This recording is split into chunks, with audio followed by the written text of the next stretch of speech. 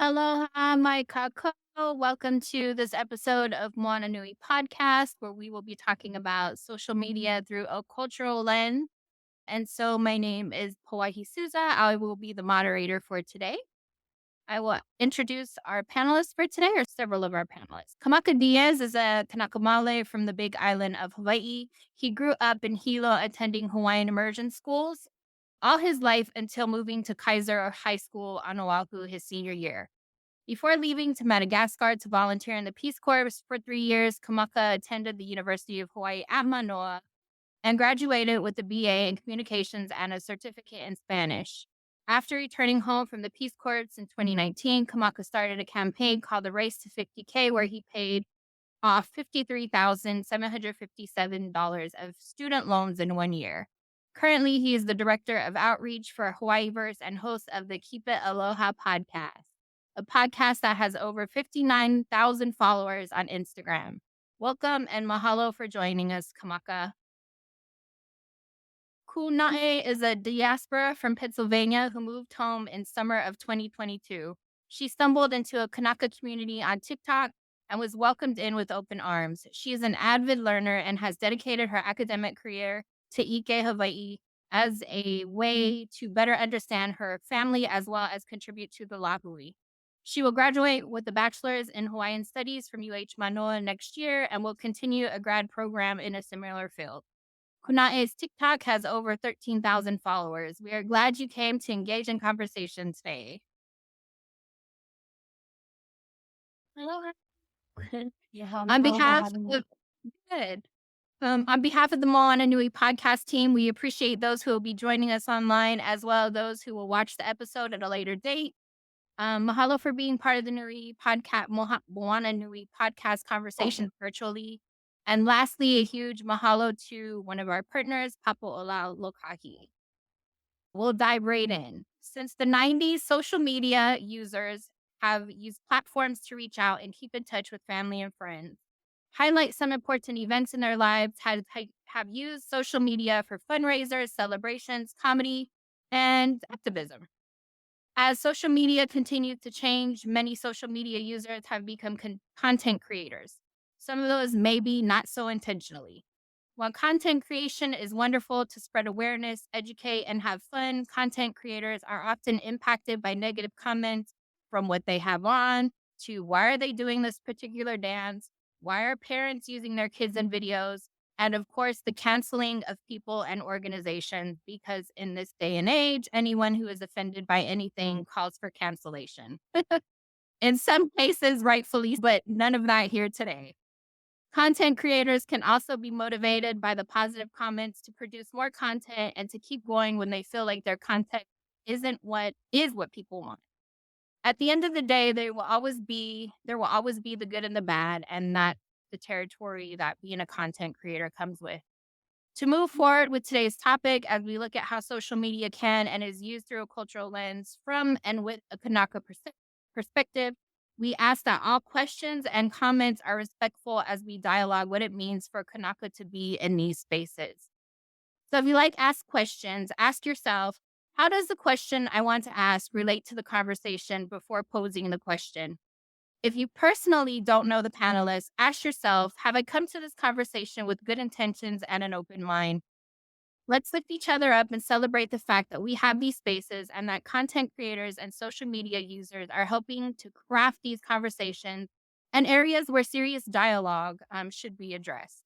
So with all of that, we welcome everyone and mahalo for joining us for today's episode of the Moana Nui Podcast. Aloha. All right, so I'm going to start. Let's get into the questions. Are you guys ready? Yeah, that was great. Also, I'm just enjoying seeing all the graphics and whatever. It's so cool. Did a great job. Amazing. All right, so let's start with something simple. What are your favorite platforms? Which ones do you use? And do you use them similarly, or do you use each platform for something different? And either one of you can Go start. ahead, Mai. Okay. I would say, sorry, I got a weird echo there for a second. I would say my favorite platforms, ones I definitely use the most, would be like Instagram, Twitter, I'm still going to call it. I'm still going to call it Twitter and TikTok. I definitely use them differently. I feel like Twitter is more formatted for long-term thoughts. You got a brainchild that you just want to throw out there and you want to write it down. I found like it's a lot more, I guess you could say reciprocal or conversational on Twitter. Like it's not so much like you making a video and then people reacting to it. It feels more like a two-way dialogue.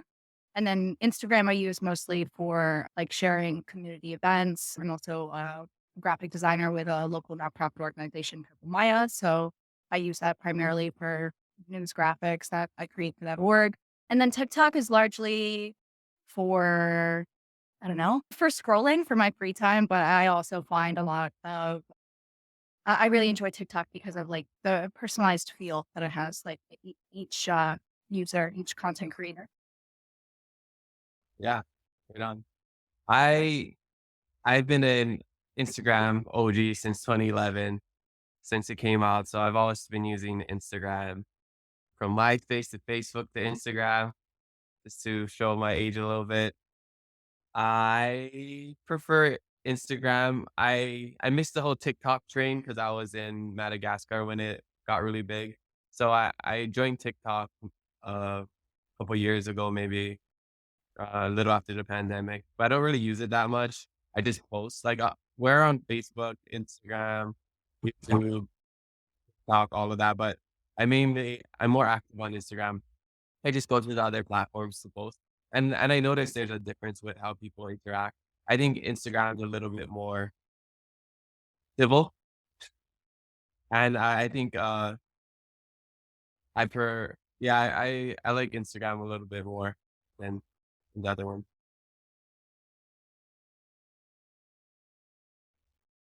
Like crazy, like crazy. What I like about both of your content is it's funny because I have a TikTok, but I don't, right? There's no content on there. And Right. I rarely look at it unless I'm like looking for something. So I know a couple of content creators you reached out to probably saw this message from me, right? I was like, this person is probably fake because they don't have any content. So what I like about the content that you all have between your platforms that you use is there's a mix of it's fun, right? It's fun, it's uplifting, it's hard, and you bring lots of great conversations. But I just spent like a couple of hours like looking through all of your all's content and just smiling or agreeing or disagreeing with some of the things that were said. And so I really appreciate that both of you bring such great perspectives on a lot of stuff, right? And so I think it's hard for people to understand what it's like to be a content creator, right? And so that will bring us to our next question. So, what do you wish people would know about being a content creator or posting your thoughts or ideas that maybe you've never had a chance to share before? Why do you post the content that you post? And have you always had a clear audience? And maybe at what point did you realize your content was a lot because you started having a lot of followers? Yeah, so just maybe those questions if you want to unpack some of those. Do you want to go first Well, on this one, Kamaka? yeah, We can I take think turns. yeah, sure. I think I like you said in the intro, like some people stumble upon it. I just stumbled upon it. I never asked for a following or really wanted a following. I just always just posted my life through social media. So becoming a content creator was just it happened naturally. And even when people call me an influencer, I'm still like, 'cause I love it. In-person conversations and real interactions. I don't love social media. I just know that it's important for business, and I know that it's important to leverage it, share messages. I think one thing people don't know about content creators is it takes a lot of time. You're constantly working, constantly thinking about what post next, and not necessarily something to post from out, but something post that's impactful and maybe relatable to people.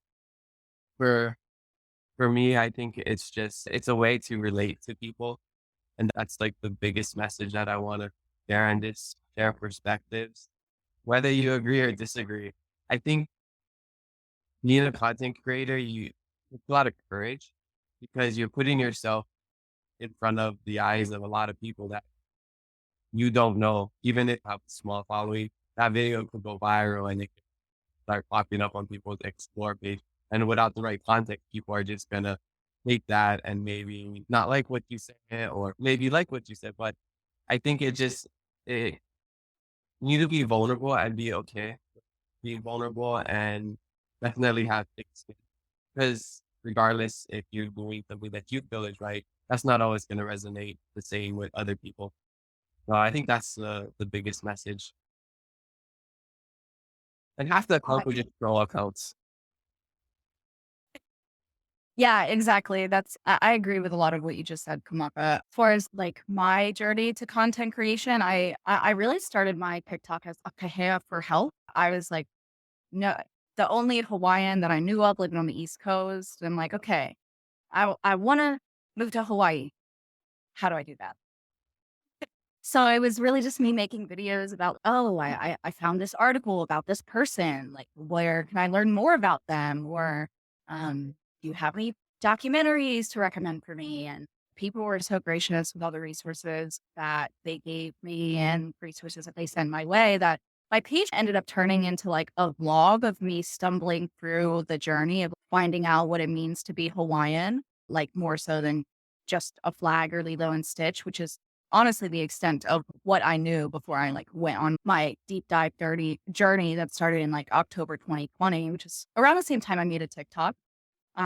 Yeah, so it started as just like a vlog. Yeah, like these are the hiccups that are coming with me trying to move home, like having to figure out how to ship a car out of the country and bringing my cat with me and all the paperwork with that. And it turned into a resource for other diaspora who were also looking to move home or didn't think that they could move home or didn't think that they would be accepted if they did. So I much like Kamaka said, I don't really enjoy social media, but I know it's a really good avenue to get out information, especially information about things that mainstream news medias won't touch, that they don't want to talk about. And it gets to a point too. Something I wrote down here was that it gets to a point where your content kind of takes on a life of its own outside of you as the person. Yes, you created it. When you post a 90-minute or a 90-second video or something, like, and it goes up there, you're immortalized in this video, right? And that's going to be like, it takes on a life of its own. And that can be, like you said, you have to have thick skin. That can be a really tough part of it. People taking snap judgments from what they see online, or even despite having a following in a content creator page, like I'm a pretty private person. So sometimes people come up to me in person and that's really shocking to me. People would be like, oh my God, I love your content. I'm like, oh, that's really, and then I'm like, okay, like parasocial relationships is like another thing to have to navigate. Like these people, I am vulnerable on my page. So like they feel like they know me, but like I'm much more than what I post online. So yeah, just it's it's an interesting day-to-day adventure. Yeah, sure. Okay. Do you have any dialogue between each other? Did you want to say? No, I mean, I agree with what Kūnaʻe said, and I'm also a very private person. Even though I share majority of my life on social media, there's still a lot that I don't show, and it's just because I like to keep things private and I like having my peace. Yeah. Like, I and think peace. I think that's another part that's important. Like if somebody's wanting to be a content creator is like understanding that like you can be vulnerable, but you still have to have boundaries at the same time. And that's a delicate balance to strike. Cause yeah, I want to be vulnerable and be relatable to you, but also know you can't know where I live. Somebody commented where I live recently. Yeah, Wild. I had that one video that people didn't like. Somebody was like, "Yeah, he lives Aina Haina. If anybody wants to go find him," and I was like, What is wrong with people? "I know it is what it is. I'm gonna move out soon. So it doesn't matter." Yeah, exactly. And you have to.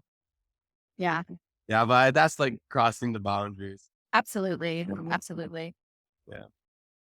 It reminds me of you just had a Wahine on your show, Keep Aloha podcast. One of those things that she said that kind of resonated with me was like, social media is real, but it's not real. Oh, it's fake. Yeah. Yeah. And I was like, oh man, there's so much kind of truth to that, right? So like, how much do we show up with our whole selves to our programs or our respective platform? Yeah. So thinking about what you just said, like how much of it is true? Like how much of it is a facade that we see? Not your content, but just in general, like a lot of content we see. So, all right. Sorry, I don't know where all that noise is coming from, but I'm going to move on to the next question. Now, how important is it for Kanaka culture to be highlighted on your social media? Do you hope that what you share may spark the interest of someone who may or may not be familiar with you or your stance? Yeah, that's been a huge part of like me building my TikTok is to try to invite other diaspora who might feel like they're not Hawaiian enough or like they're too far removed or that seems like a lot of work. I wouldn't know where to start to try to, inspire those people to get involved. Even like my own ohana here falls into that category. I'm the only one in a couple generations to be on my way to being fluent in Aloha Hawaii, that's a huge landmark for the family, but it's caused like some contention, like generational trauma and stuff. But also in general, as somebody who's really big into anthropology and like studying cultures, I think it's really important that Hawaiian or not, you connect to the culture of your ancestors. I've made a couple of different videos about it on my page that America, which is supposed to be this great big melting pot, actually does the exact opposite and is more like a great big eraser. And a lot of people, when they move to America, either like by choice or by force, they end up losing big pieces of their culture, whether it be your last name, your language, your family traditions for holidays, your favorite foods. So through my platform, I just try to advocate that no matter like your origins, no matter your ethnicity, that you connect to like your ancestors and the cultures that they come from. I'm not satisfied with people saying, I don't know, like to win them like, oh, like where are your ancestors from? What did they do? What language did they speak? I'm not satisfied with an answer of I don't know. Yeah. I My biggest goal was to just a gap that I saw wasn't being filled with among the social media influencer category. Because throughout college, I would see a lot of people not from here come to Hawaii and be like, "Hey, check out this cool hiking spot," or "Look at how beautiful Hawaii is." And that was the Hawaii content. It was just the beauty of Hawaii, but not so much the people. And then people would make, I don't know if they make money, but like they would get famous off of that. And I just felt like there's a need to tell the real story of Hawaii and have these real conversations. And like when I said earlier, that a lot of it was just asking, like going on this journey of trying to figure out yourself and ask genuine questions. And I think that's why people gravitated towards the podcast, because basically for 100 episodes, you're just following me on my journey, trying to figure out what it means to be Hawaiian. And even though I grew up here and I have so many different influences and perspectives from so many people, I still don't know. Like that's the craziest thing. I think Socrates says, wisdom is knowing nothing.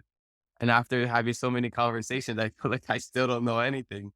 Um, but I just want to be able to create that platform to elevate voices and share actual stories of Kanaka or people living in Hawaii, because I think that's a huge part of our culture as well. I have people who are Hawaiian, I have people who aren't Hawaiian, people who are local to Hawaii, and I definitely want to be able to differentiate all of them and figure out what's the best way for us to coexist and try to relate to every aspect of Hawaii, whether you're Hawaiian or not, because I think that's a big part of our culture. And yeah, I just think being able to have somebody lead these conversations, even if they're hard conversations, like I think it's so important. And if I have to be the martyr and have people get angry or happy. A lot of times it's 90% positive people. The negative just screams louder.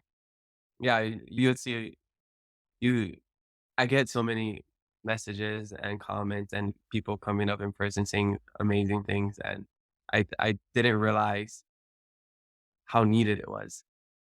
And especially with the diaspora, I didn't that's only something that I really realized in like the last year. I mean, is I didn't even know what diaspora meant. What is this word? So it's cool to see the different people of Hawaii and the different Hawaiian all over the world and how we can relate to each other, even though we didn't grow up in the same place.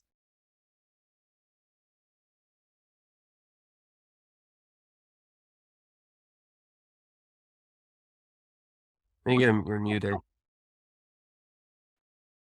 I think the diaspora conversation is one that is ever growing, especially with the amount of Kanaka that live off island. And so a lot of this content does reach Kanaka in the diaspora, including myself, right? I live in British Columbia, I live in Canada. So I'm far away from home. But yeah, a lot of this content, I can speak to a lot of what you all were saying, right? So I grew up knowing I was Hawaiian, but then as I got older, it was like, what is this place? And so every time I would go home, I hated Hawaii. Like when I was young, I just hated it. And it wasn't until I was in my 20s where I was like, it just dawned on me, wow, this is where I'm from. And that's because we went hiking up to the pillbox, Kailua pillbox.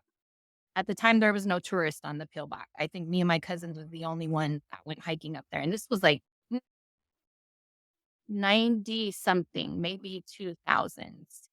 But it was rather like we was the only ones up there. And so just seeing how that has changed in just that short time frame, right? And so understanding it was then when I went up and I peered over and I saw the whole Enchanted Lakes area. And I was just like, wow, this is where I'm from. Right. And so, like, when I hear Kanaka in the diaspora now, like, I just met this Wahine the other day. And she said to me, she said, I'm Hawaiian, but I'm not Hawaiian.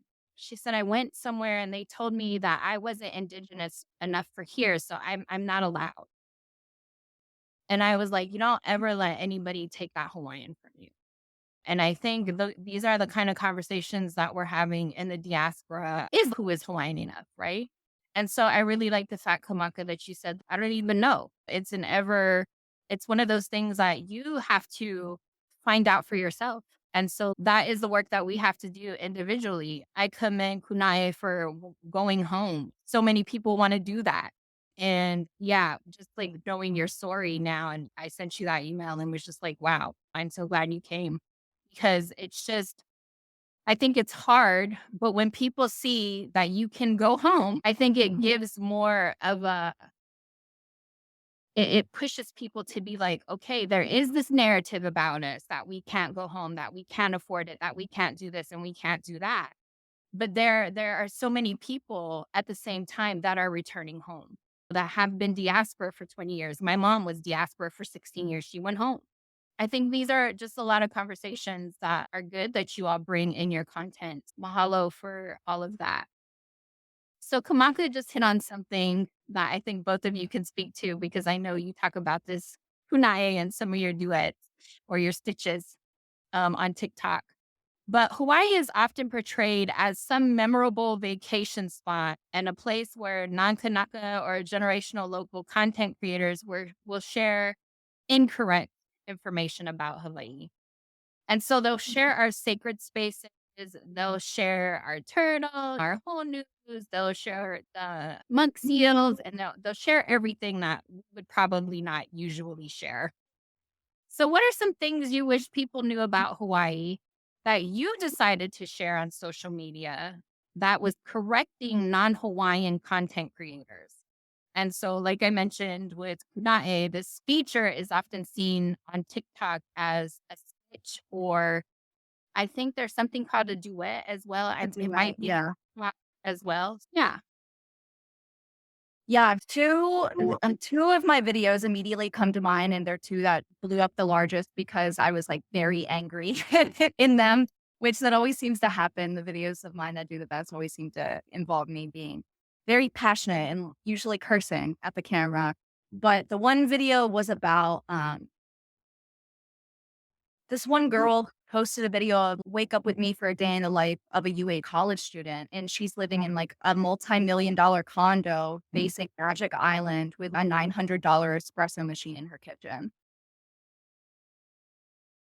Like it's just not relatable, but like it furthers this idea of Hawaii as a paradise and da da da da da. And another video was, it was in response to, I think I actually stitched KHON News because they were talking about like the second stabbing in the same block radius to happen in Waikiki within 6 weeks, or sorry, 6 days or something. 2 stabbings within a week in Waikiki. And I stitched it and I was like, listen, like Waikiki it's branded as a place. I'm very into anthropology. So one class I took was uh, the anthropology of capitalism and consumerism. So one of the things we talked about was like how you can brand a place. And the example that was given was Disneyland and Disney World. They brand Disney to produce a specific image. Like all their workers have to do specific things. They pump fake scents into the park. They operate almost like their own little country, almost like the Vatican City. They're very independent. It's interesting, but Waikiki has been branded almost exactly like that. It's branded as a place for people to come visit and have like their island paradise experience. They even have like Aloha ambassadors on the streets who just stand there and ask you if you need help. Meanwhile, like used to work at a ramen shop in Waikiki, and this is just a year ago, so it's not like it was that long ago. And every day, my shift would start with my manager saying, "Hey, just to let you know, some guy got shot with a crossbow last night about 3 blocks from here, so just be careful when you walk to your car. Hey, just to let you know, there was a guy who had a 6-hour shootout with cops about 5 blocks from here, and it ended with him getting shot to death. So just be careful when you walk home at night." And hearing that every day while I'm watching literally millions of people walk around me with like small children and babies in their strollers. Oh my gosh, this is so beautiful. This is paradise. It's such a dichotomy. It's so different. It just feels like we're not living in the same reality. So then, like, when I brought that up and I was like talking about that, people were like, "What do you mean it's dangerous? Like, it's not dangerous down there." So that's ended up being like a lot of the content that I make, like the duets and stitches are usually about demystifying Hawaii. It's been a big part with me living here. My mom's really excited to come visit me when I graduate college next year. And I've had to be like, "Whoa, listen, I understand." My mom was born in 61. So she was raised in the golden age of Elvis, Blue Hawaii. Oh my God, Hawaii is the best tropical paradise ever. And I'm like, slowly, hey, I hate to pop your bubble, but it's not going to be like that. Like you're going to walk out of your hotel and there's going to be like 17 homeless people and in front of the lawn in front of you. And her response was, they're not going to be right out front, are they? I was like, "No, Mom, they will be. Like they will be. And you have to be prepared for that." So yeah, that's what I focus a lot of my energy on, trying to demystify this place as the answer to all your problems.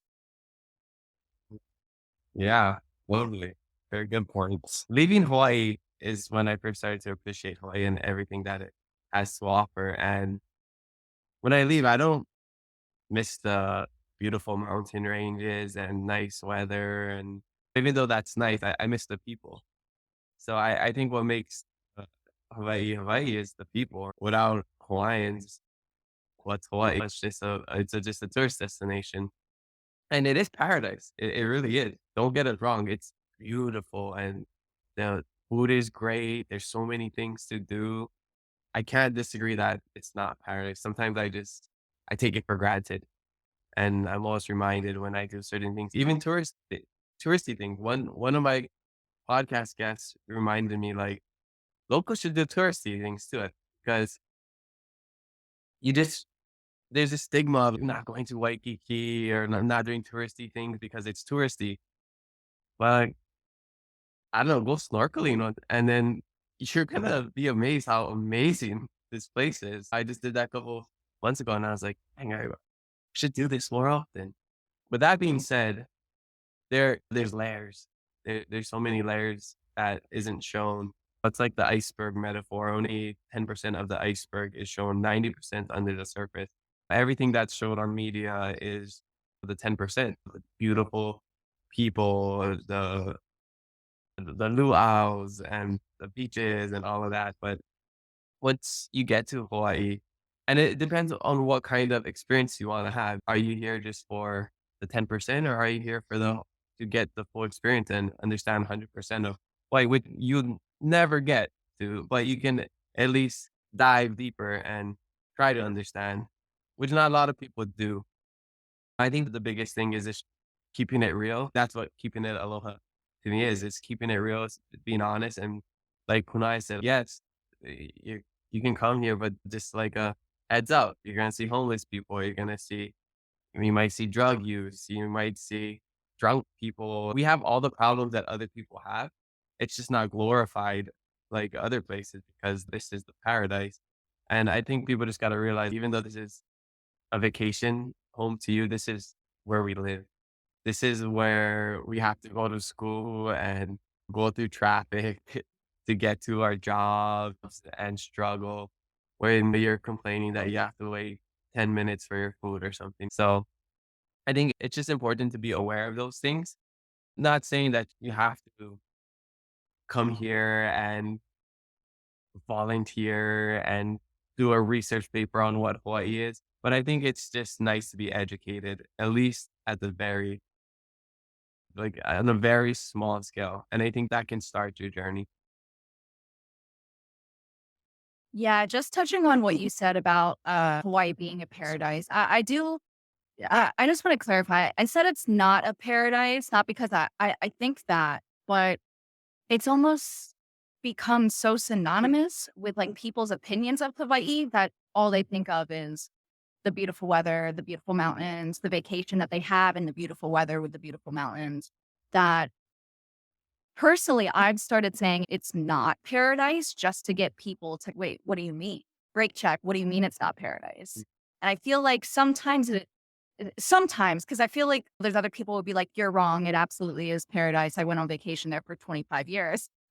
But no, there will be people who like, they hear that and they're like, skirt, what do you mean it's not paradise? And sometimes it opens them up a little bit more. I had this recently with one of my ex-coworkers. I haven't worked with this guy for, I don't know, 8 years. I haven't seen him in 5. And he reached out to me and he was like, hey, how's life? How you doing? And I said, oh, good. I'm studying Hawaiian studies in Hawaii, getting to know my biological family here. And he was like, oh, I love Hawaii. I did my honeymoon there. It's such a beautiful place. Like Hawaii's the best. And I was like, hey, I was like, yeah, but since we're friends, I'm going to burst your bubble and tell you that like our water is poisoned and like Red Hill's a thing and XYZ. And his first response was, how can I help? There was no like if, ands, or buts. There was no, oh, but the weather. Oh, but the food, but the hula. It was, how can I help? And so that's what I mean. I feel like sometimes people hear you. Oh, sorry. I'm at work. Our lights are on automatic timers. But no, yeah, I do. I agree. It's a beautiful place to live. And I feel like sometimes, yeah, like you said, locals should do touristy things and get out and explore because it's almost like we don't want to interact with the tourists so much that we let them have all of it. Oh, no, I don't want to go to Moana. There's too many tourists. Then there's nothing but tourists there because like we don't want to take up space. Yeah. So, yeah, really agree with a lot of what you said there. I love what you all said about paradise because I have very difficult views myself about paradise. And that's part of my PhD work, actually, is how paradise is actually a social determinant of hell. And so all of the ideas that come along with paradise. So I'm glad that you all are talking about this and how the perception of it is seen in various ways. Podcast we did not too long ago actually talked about paradise as a conversation, I should say. So I'm glad this is still something that like we are continuing to talk about. What is paradise? Where is paradise? Who gets to say what paradise is?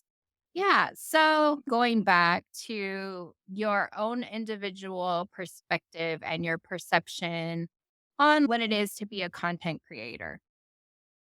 Has there ever been a time? There has. Okay. I know this. There has. So for both of you, there's been a time where you all have separated from social media, even if it was just for a couple weeks. So does it make you feel bad when you step away just for a couple days or for a couple weeks?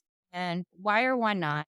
Self-care is important. So I want you to consider this as an area where you're like taking maybe a mental health break from social media, or maybe just a break where you're like, hey, I'm involved in everyday life as well. I need a break so that I can take care of my colleagues. Right. Yeah. So that, but I also wanted to answer, or there was a comment. I don't know if you all saw it. Uncle wanted to know what stitch was.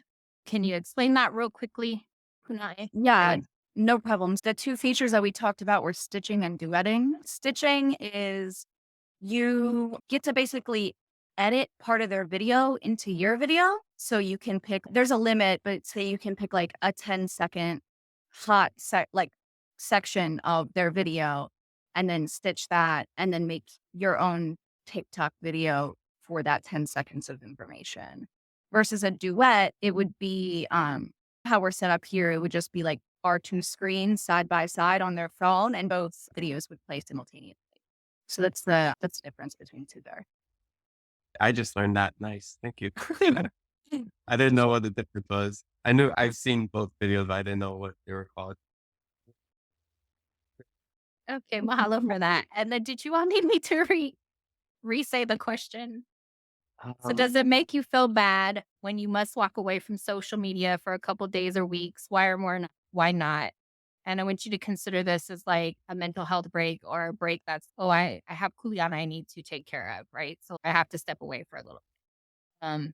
Yeah. So how does it make you feel? Yeah, I can speak on this because when I did the race in 2020, I posted my whole life on social media every single day.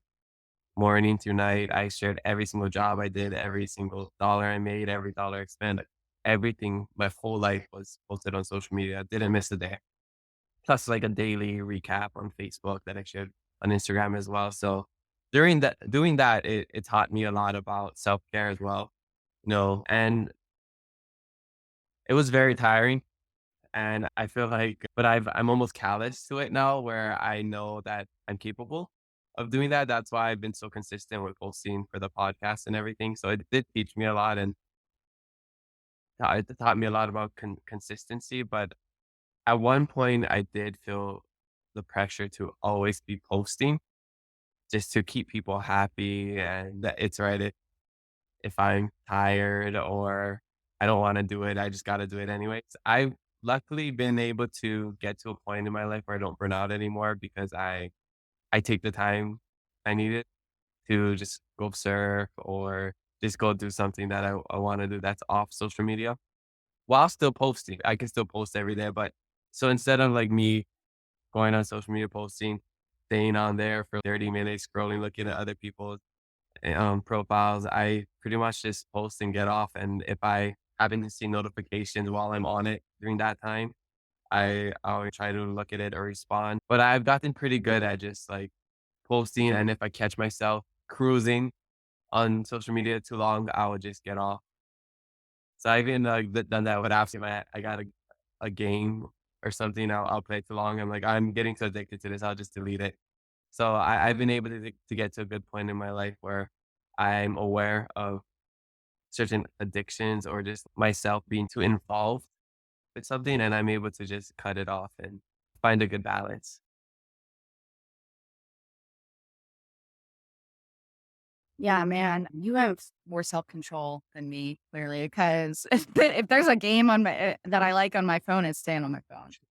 But as far as taking a break from social media, from posting, yeah, I there was a short period of time where I felt obligated to keep posting every day, especially on TikTok, because the way the algorithm works is like it's much better and your numbers stay high if you post something every day. Whereas if you take a break and come back, you might have like significantly less viewers, significantly less engagement. And then I realized one day that I didn't care. And then I realized one day that I didn't care if my engagement dropped because the people who need to see it will see it. And yeah, like I have everyday kuleana, like I have two jobs and a full-time college student. I have other things to do. And also, I will say I started TikTok in like October 2020 when so many people were on it, right? We had nothing to do. The world was shut down. Be on your phones, make community. And then I built up my TikTok and the community that I found myself in there, and it became like my little place of refuge, my little pu'uhonua, right? And then Lahaina happened, and that spurred a bunch of conspiracy theories that were all over TikTok. I couldn't escape it.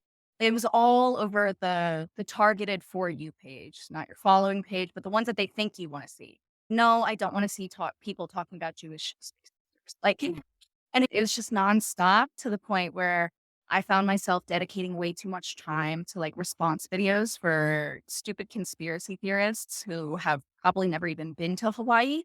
And it really changed.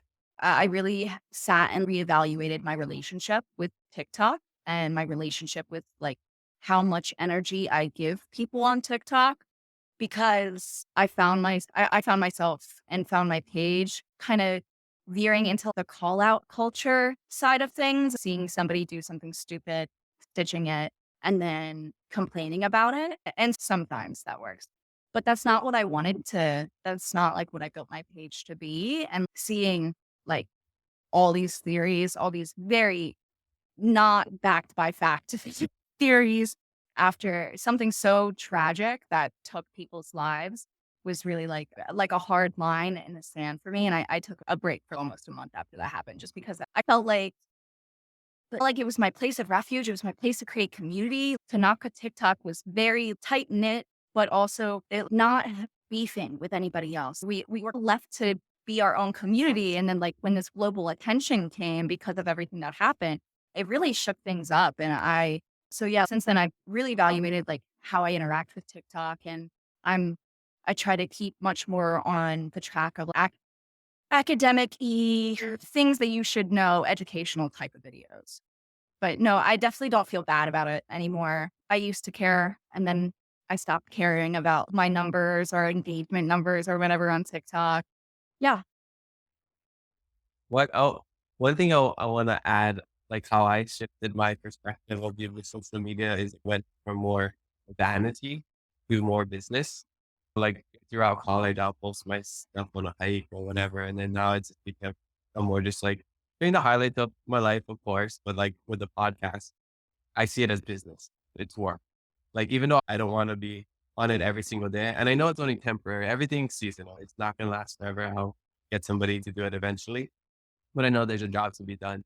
So if you look at it like this is my work, you got to show up to work every day, right?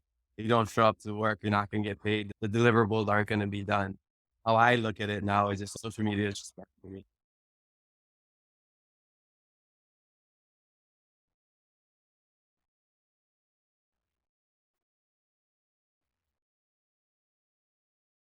Okay. All right. So my next question is how has no, that's not the one I want to answer. Or, so the one I wanted to ask was I think you guys both alluded to it. Do you think challenges or annoyances arise for you when you think about how Hawaii is portrayed on social media by people who are not Hawaiian or generational locals? I think you guys alluded to this. And what kind of challenges or annoyances arise for you? Or is this like something you don't even think about?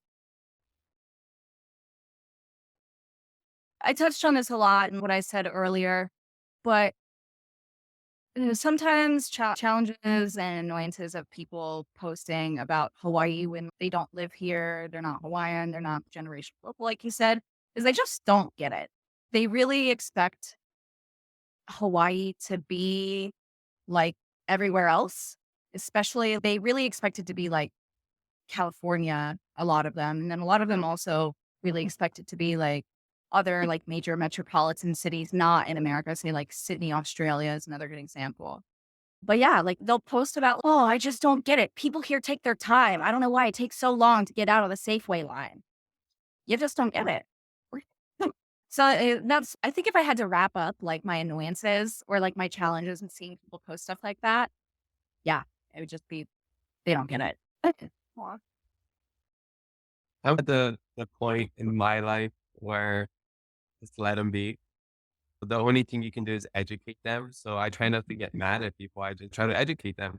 And if they don't want to take that knowledge, then that's on them. All you can do is control yourself. You can't control other people. You want change, then be the change. I think that's where I'm at. I don't want to try to control people and tell them what to do. Not even trying to change people's mind. We can only make them think. And like Right. through our platforms and with our content, that's all we can put forward. And whether they want to take that or not, that's up to them. And I just, I don't think we have to explain ourselves to people Right. who only want to misunderstand us. That's like you said earlier, everyone's on their own personal journey. But you want to reconnect, that's a personal journey. If you want to define who you are as a Hawaiian, that's a personal journey. But you don't need anyone else to tell you who you are. And we talk about that culturally, but honestly, just as a human, just identity in general, like that's just a life journey that you only get through experience. But yeah, it doesn't bother me, especially because I've lived abroad and I've lived through with other cultures and I've lived as the haole. So I have more empathy for other people. I know it's just ignorance. And a lot of time it's not, they aren't doing it to be disrespectful. They aren't doing it to be hurtful. It's just, they do not know. Mhm. And you don't know what you don't know. That like Kūnaʻe's friend that she mentioned earlier, like Hawaii's so beautiful, blah blah blah, and then you educate them, and then they have a shit, and then that's all we can do. But people aren't gonna listen if you just yell at them, make legit whatever, just talking Right. about this person is still. I think it's just you just come at it with aloha. There's that saying, darkness can't fight darkness, only light can do that. So that's just always my goal. It's just always lead with aloha. And they want to see the light, they can. Yeah.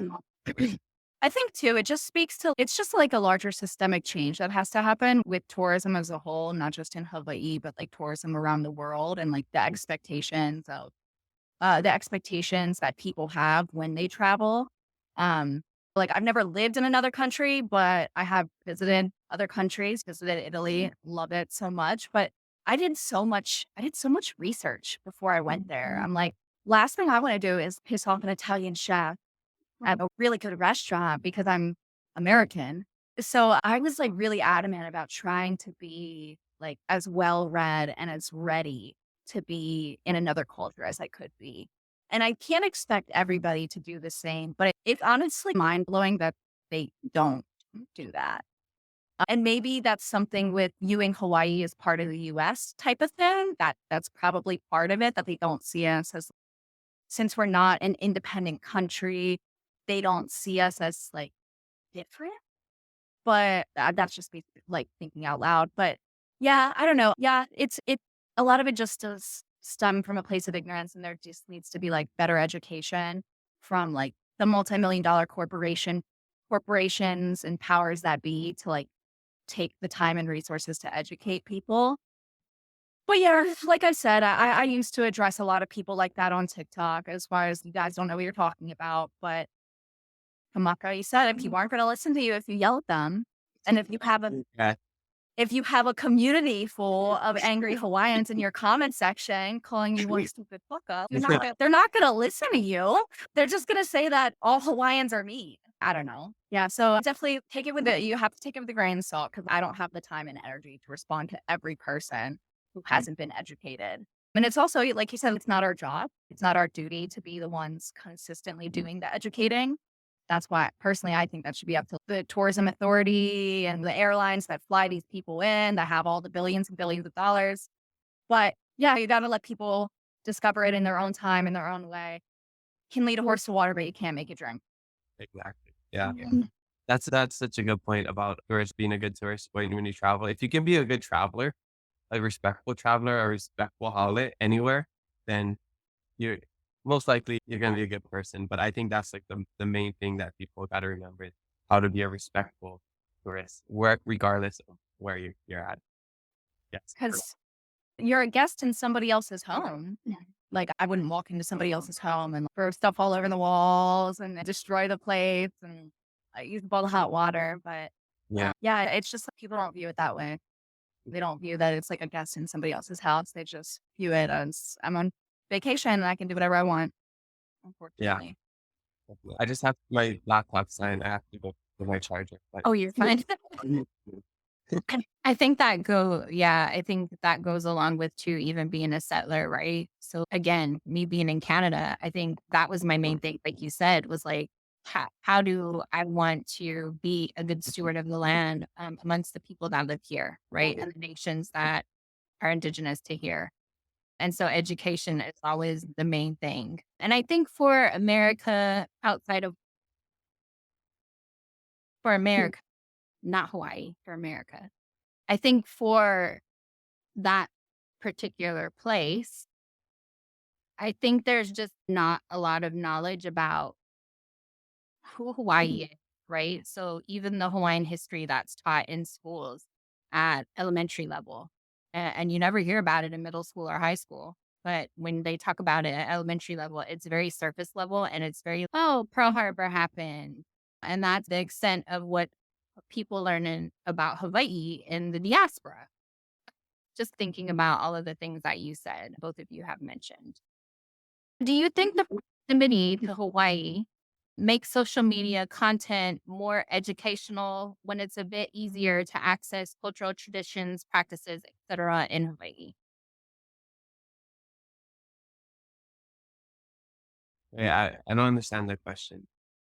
So do you think proximity to Hawaii, so like you both being in Hawaii, do you think it's easier to make educational content because you have access to it in different ways, right? So you have access to the cultural traditions, the practices that are going on, the sacred places. You have more knowledge. You can access archives if you need to at a quicker, easier level. Do you think that that proximity to being in Hawaii helps to expand the education of Kanaka there as well as Kanaka in the diaspora? Because if we're being honest, there's lots of Kanaka in Hawaii that don't know Hawaiian history, right? So do you think being there makes a difference? Yeah, I would say proximity is the best wingman. And whatever way you want to look at that, I've been so blessed with a Hawaiian immersion background. Hawaiian is my first language. I didn't appreciate it, but I've had all the resources. I have all the connections. If I wanted to look more into my mo'opua, wanted to learn hula, become even better at Hawaiian, everything's at my fingertips. And especially with social media, there's so many resources, even online. Immersing yourself in a culture physically in person is the best way to do it. That's like nothing beats that. So we're definitely at an advantage.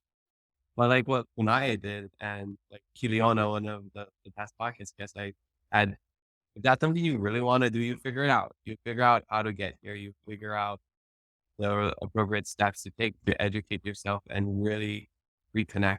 But yeah, this is a conversation you have to have with yourself. But the best way to do it here. So there's no better place to be Hawaiian than Hawaii. Absolutely. Yeah, I don't really think there's any substitute for being Hawaiian in Hawaii, like the resources here. And the crazy thing is, there's resources on the continent for diaspora, but the communication, there's no coconut wireless on the continent. Like word just does not travel the same way, to the point where I found out, I think it was literally like 2 or 3 months before I moved to Hawaii. I found out there was a halau 45 minutes from me, and I never knew. And it's not for lack of searching. There would be days where I would just spend hours searching for, I don't know, anything. And to not even have a clue that there was a halau 45 minutes for me is wild. I have another friend who's diaspora. There was a halau, she's from Seattle, and she said there was a halau 10 minutes down the street, and her or her mom never knew about it. Yeah, there's definitely resources for diaspora. Like Kamaka said, like social media is an amazing power. There's so many books nowadays. Like the last 30 years has been absolutely amazing for Kanaka authorship, for some of the amazing books that we've gotten out of it. Like my number one recommendation is always like From a Native Daughter by Honani K. Traps. But yeah, like you can't replace it. Like there's nothing that can replace like learning the mo'olelo of Manoa while you're standing there. Like standing at the Kanawai taro farm that they have on Manoa campus as they're telling you about the mo'olelo associated with the development of this taro patch today.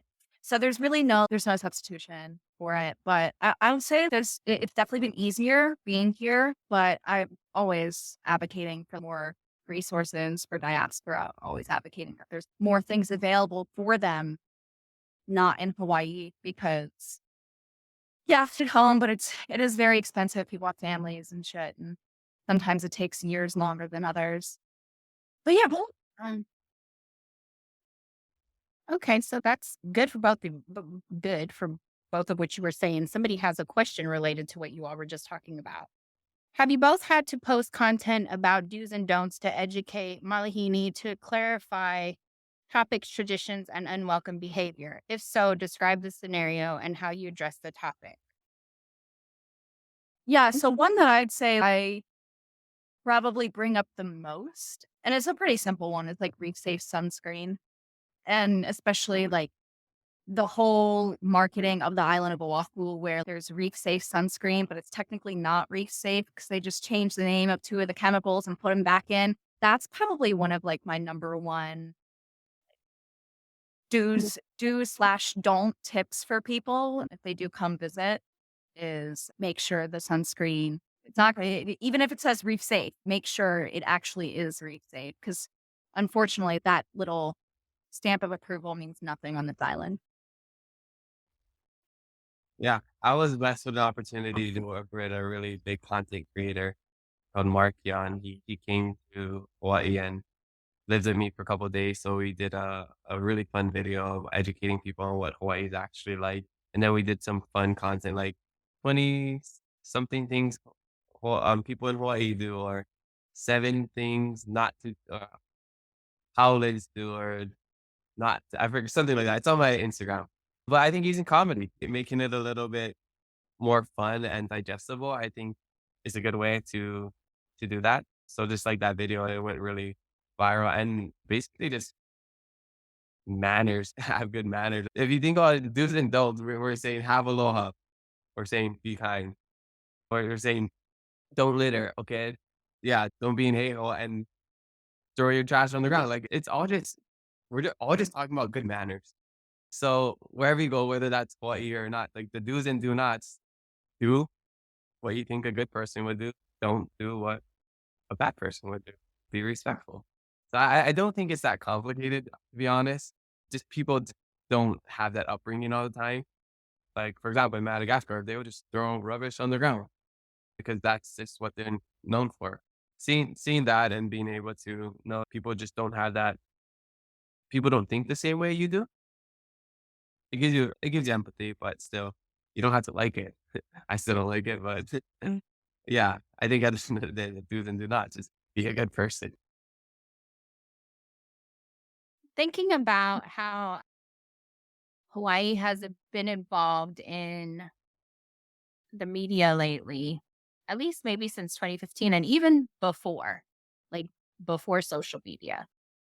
So when we think about like groundwork, grassworks movements, right? So Mauna Kea, the education that's going on Maui, and some of those kind of issues that we have on Hawaii that people may not know about, right? So like even Red Hill and all of those things that are going on. How has social media been beneficial for on the ground movement work? So think about this in terms of like social justice movements, nonviolent direct actions that continue to take place on Hawaii Island and Hawaii as a whole. Yeah, how do you think it is received and portrayed outside of Hawaii? Yeah, I think it's great just for the awareness aspect of it, just to share a message. Look what happened with Lahaina. So many people shared the story, celebrities, people that don't live here, people on neighbor islands, people on the continent, internationally. It's such a powerful resource, and not only for us to just to stay connected. Like I'm in Hawaii, you're in Canada. Look, we're having a like one-on-one conversation. To be able to share a message, it's very powerful, and yeah, people should use it, whether that's through business, through social activism, anything else along those lines. share your message, speak your truth. If it's to 100 followers or 1 million followers, if it helps one person, I think that's great. Do you ever feel like people inside of the movement, because I see this a lot as far as like people in the movement and like just social media content creators in general. Do you ever think there's a time where people feel like they have to defend themselves or defend what they said? I think that's a natural response is I say something somebody doesn't understand, so you want to try to make them understand. I think done I felt like that a lot, wanting to respond to people, but and I want to say this in the nicest way. You can't argue with stupid people. You're never gonna win that argument. So just that's why I said earlier, just let them be. If they want to misunderstand you, then that's fine. I think it just takes a lot of self-control. It's very hard. So even if TikTok is one of those platforms that it reaches, it doesn't always reach your demographic audience. So you could be talking about Lahaina or Red Hill or anything Hawaiian, and then it reaches somebody who, oh, look at these Hawaiians complaining. Stupid Hawaiians. Hawaiians are racist. All they do is complain. And that happens. And you don't always have to respond to everything. Yeah. I think that's the biggest thing. But it's very hard not to. It's very hard to have that self-control, but at the end of the day, just say it, stand by it, and the people who are gonna resonate with it will. I think Kūnaʻe said early on about engagement. The people that need to hear it or want to hear it will hear it, and everything else is just noise. Yeah. Yep, absolutely. We have a question from Matt. If there's still Matt says, Kamaka, through the many interactions you've had, is there any one point that stands out for Kanaka living off island in the role they have to fulfill their kuleana to Lahui? What suggestions do you have or aspects that stand out we could help address off island? Yeah.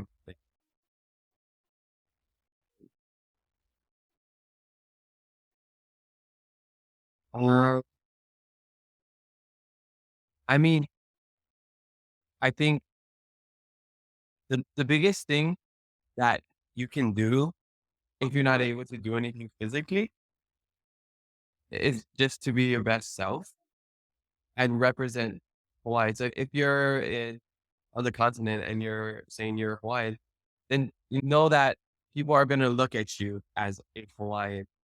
Friends in wherever you are in California, wherever, you're going to be the role model for all Hawaiians.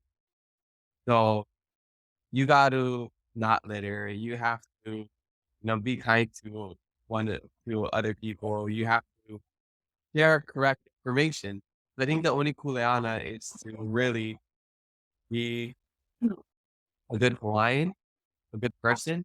If that's the image that you're trying to put out, because you can't go to you can't go to the fish pond and volunteer, and that's fine because everybody has their own kuleana. And even in the whole Aupua, not everybody were fisher, not everybody were farmers.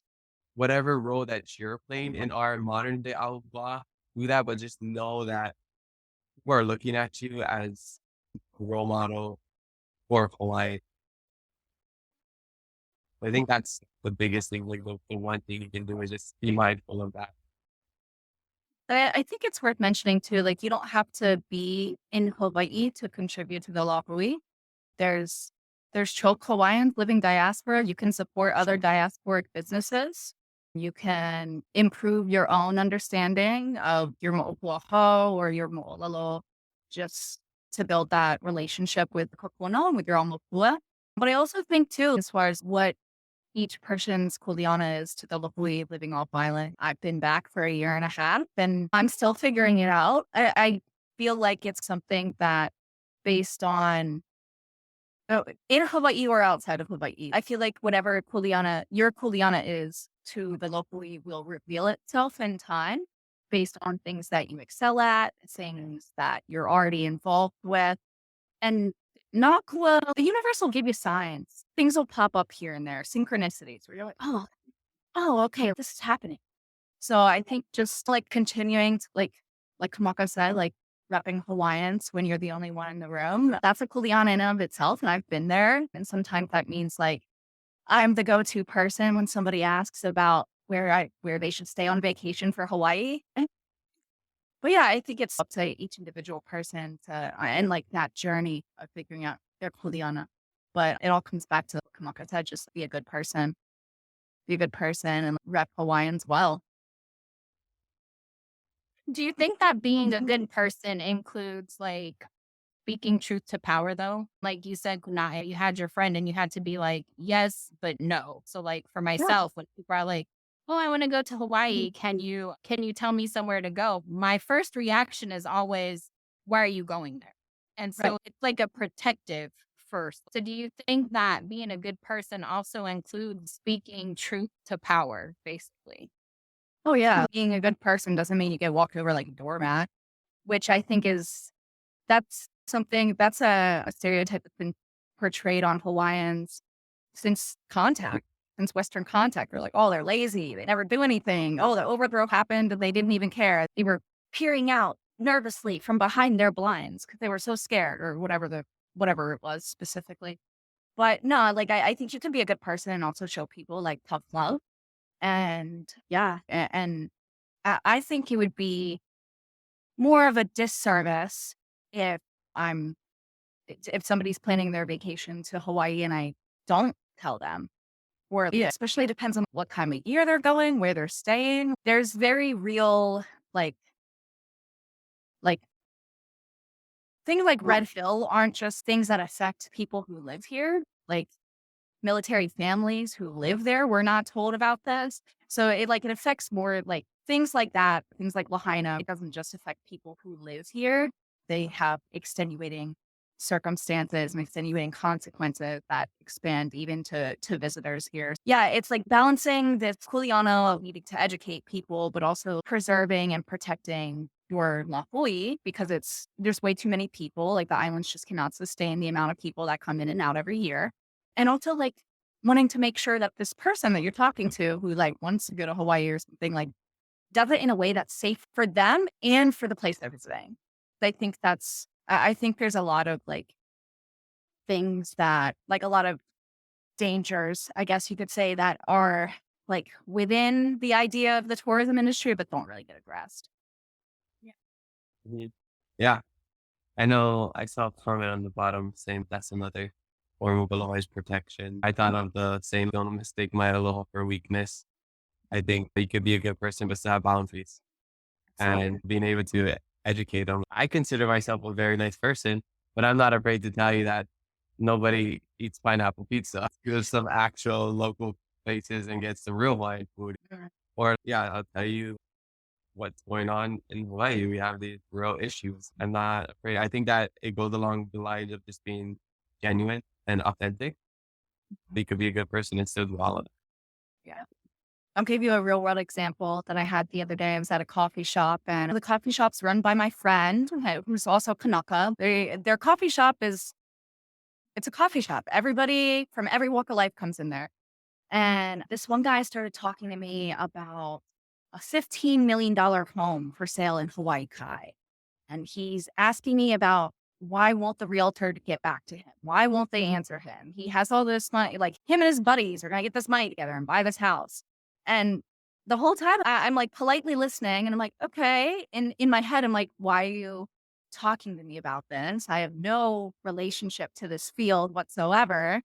And then it got to the point where I'm like trying to be courteous in conversation because he's just trying to make conversation. He doesn't realize like he's making it very obvious our income differences when he's talking about a $15 million home.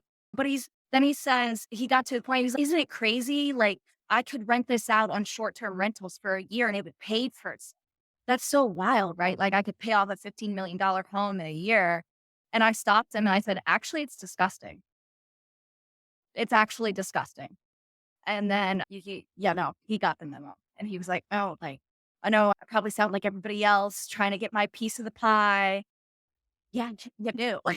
So like it's knowing, it's like having those boundaries and like knowing when, like knowing where your boundary is and like how far you're willing to, I guess entertain those types of conversations before you put your boundaries up. And like, I have almost 10 years of experience as a hairstylist. Like that, with that type of career comes difficult conversations, whether it be about politics or sports or religion. Yeah. So sometimes you just have to know how to navigate a difficult conversation and like when to pivot, like the right pivot moment.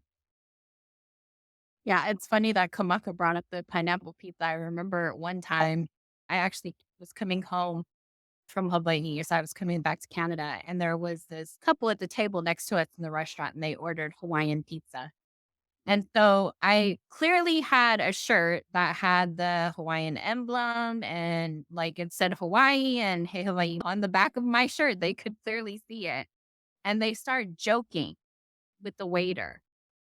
And so when the waiter walks away, I turn around and I say, or you can call it Brazilian pizza because pineapples are not native to Hawaii.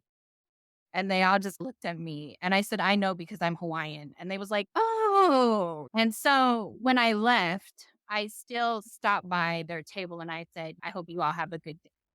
And they were like, thank you. And I think there are those moments, right? That it's just like, where is the time to pivot? And yeah, maybe I shouldn't have said nothing to those people, but I didn't appreciate the banter about Hawaii that was happening, right? Because it was like negative and it was like, haha, funny. And you're actually like a Hawaiian sitting in front of you.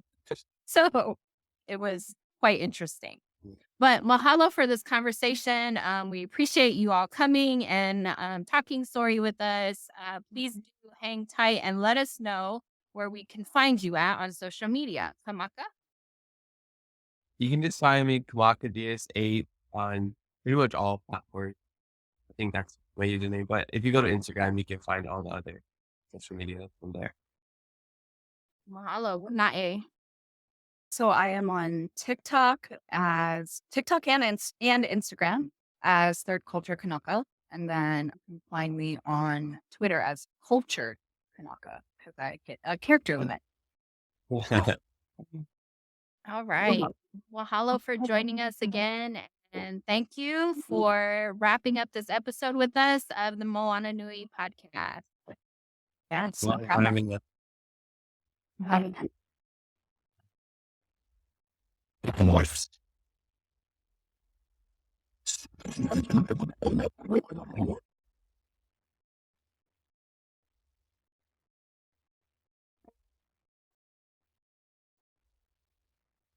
So many stories left to tell, even if we have to ourselves. Can't keep history on the shelf. If this the land of the free was a freedom then, when they annexed Hawaii and called it feudal lands, without any type of payment and no signing offs, called themselves a republic in 1894. 1.2 million acres overtaken from the native Hawaiians when he was distant. The West retaliated in violence and erasure. The Hawaiian language was banned as part of colonialism's plan to expand. Yeah.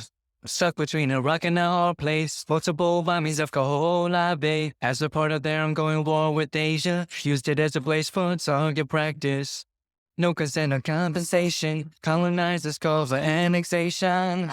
No work of all the locals, school never let you know. So many stories left to tell, even if we have to ourselves. Can't keep history on the shelf if we won't tell it, we will. Too many stories left to tell, even if we have to ourselves. Can't keep history on the shelf if we won't tell it, we will. We will. So if we put Hawaii in a perspective, like a nation, history is interconnected. Considering the fight with the Pacific, then of course, versus Asia, he was treated as a middleman for wolves, but didn't let the Western colorism run his course, cause dark skin was a sign of dignity to cause. The land was taken in the name of capitalism, when prior to rule of the actual kingdom, clapped back of the system. Stuck between a rock and a hard place, multiple bombings of Kūnaʻe as a part of their ongoing war with Asia, used it as a place for target practice.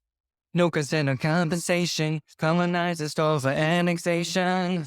Network of all the locals, school never let you know. So many stories left to tell, even if we have to ourselves. Can keep history on the shelf if they won't tell where we will. Too many stories left to tell, even if we have to ourselves. Can keep history on the shelf if they won't tell where we will. So many stories left to tell, even if we have to ourselves. Can keep history on the shelf if they won't tell where we will. Too many stories left to tell, even if we had to ourselves. Can keep history on the shelf if they won't tell where we will.